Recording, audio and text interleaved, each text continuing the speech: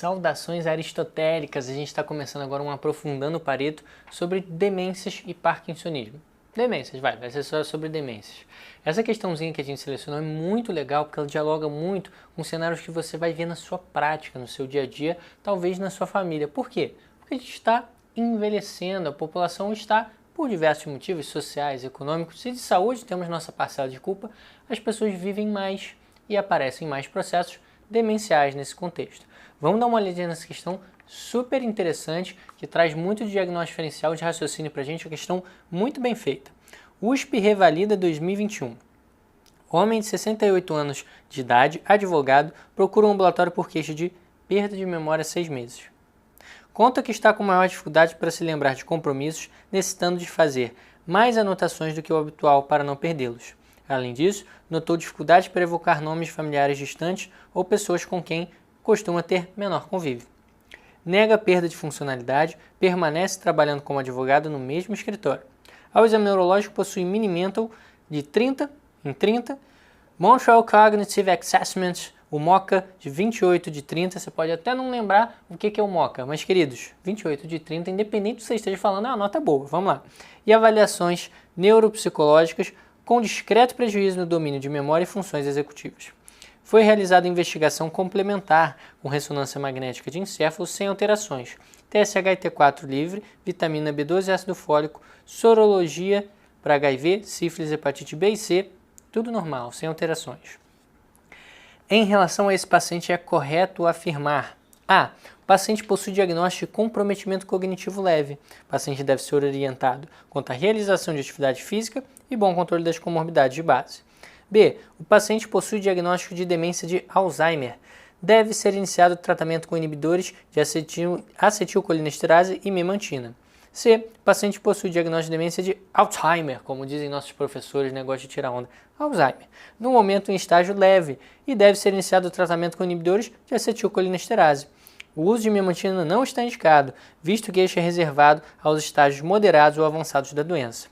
D. O declínio cognitivo é algo esperado a partir dos 65 anos de idade e o paciente deve ser orientado quanto à completa benignidade do quadro, sem necessidade de acompanhamento ambulatorial. Questãozinha lindamente escrita, muito interessante, porque é frequente no dia a dia e trouxe nuances ali do diagnóstico diferencial para a gente pensar. Esse paciente tem comprometimento cognitivo leve, tem Alzheimer, não temos que nos preocupar com nada, vai tratar, não vai? Queridos, vamos olhar com calma.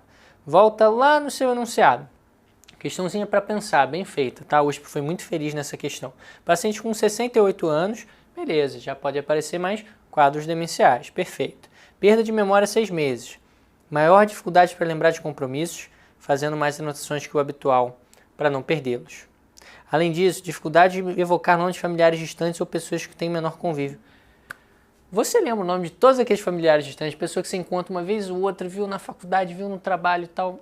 Cara, isso está no direito, isso não é um prejuízo funcional. Inclusive a questão colocou isso pra gente. Não tem prejuízo de funcionalidade, esse paciente continua trabalhando da mesma forma, sem nenhum comprometimento. Olha que interessante. Quando a gente está falando de quadro demencial, a gente precisa ter uma piora em relação ao padrão de base, que não foi verificado nisso daqui. E os seus exames complementares, as ferramentas complementares, te mostram essa mesma direção também. O Minimentum 30 de 30 e o MoCA 28 de 30. Perfeito, esse paciente não tem um grande prejuízo.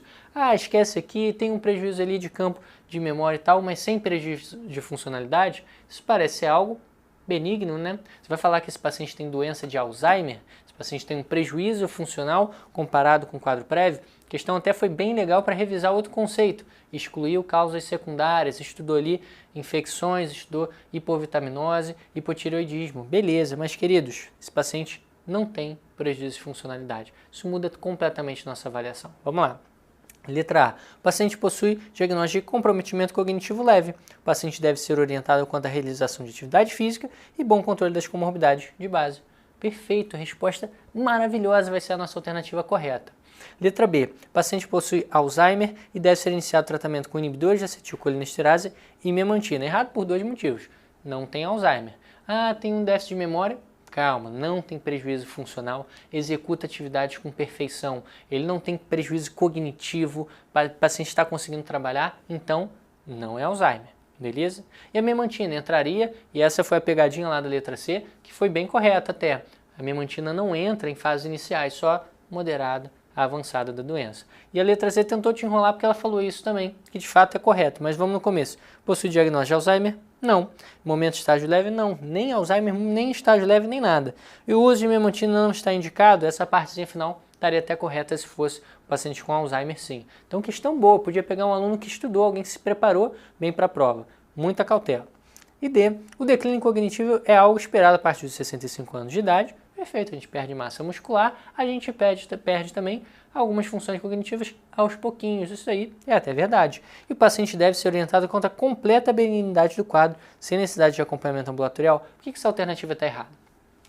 Paciente com comprometimento cognitivo leve, por mais que seja relativamente frequente a partir dos 65 anos, tem um risco um pouco maior de evoluir com Alzheimer. Então calma aí, não é só, nunca mais volta aqui, fica despreocupado. A gente fala, olha, vamos controlar bem doenças de base, vamos manter ativo, vamos continuar trabalhando, vamos fazer atividade física. Sim, tem um acompanhamento, por mais que não seja uma intervenção médica propriamente, tem que ter essa orientação, esse segmento. Uma completa benignidade seria um pouquinho desmedido e a alternativa A fica melhor adequada para a gente orientar esse paciente, beleza? Questãozinha muito legal. Qual que é o grande conceito-chave aqui para a gente?